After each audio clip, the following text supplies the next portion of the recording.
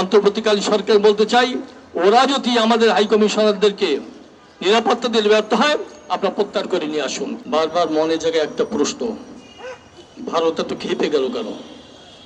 আমার মনে হয় গত 15 বছর ধরে তারা এই বাংলাদেশটাকে বিনামূল্যে গিলে খেতে চেয়েছিল, আর তাদের মুখে গ্রাস তুলে দিয়েছিল পতিত সরকার। এখন সেই গিলাস মুখের থেকে সরে যাওয়ার কারণে খেপে গেছে, এখন পায়ের উপরে পাড়া দিয়ে সংঘাত সৃষ্টির চেষ্টা করছে।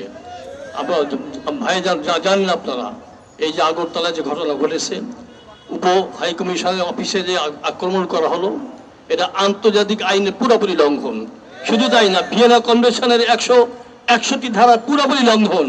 এইভাবে বারবার করে লঙ্ঘন করে তারা কি প্রমাণ করতে চায়? তারা বারবার করে একটা যুদ্ধ বাঁধাতে চায়। আমরা লক্ষ্য করেছি এই বাংলাদেশের মুসলমান, এই বাংলাদেশের মানুষ অত্যন্ত ধৈর্যশীল। বারবার করে উস্কানি দেওয়া সত্ত্বেও তারা ধৈর্য ধরছে, এই সুযোগে তারা উস্কানির পরিমাণ বাড়াচ্ছে। তবে একটা কথা ভারতকে জানা দরকার, এই বাংলাদেশের মানুষ অনেক বড় ধৈর্যশীল, ধৈর্য ধরতে পারে, কিন্তু একবার যদি জালেমদের বিরুদ্ধে ফুঁসে ওঠে তখন কিন্তু জালেম আর টিকে থাকতে পারে না। এই বাংলাদেশের সঙ্গে যারাই বিশ্বাসঘাতকতা করেছে, এই বাংলাদেশের ক্ষতি করার চেষ্টা করেছে, সবাই বিতাড়িত হয়েছে।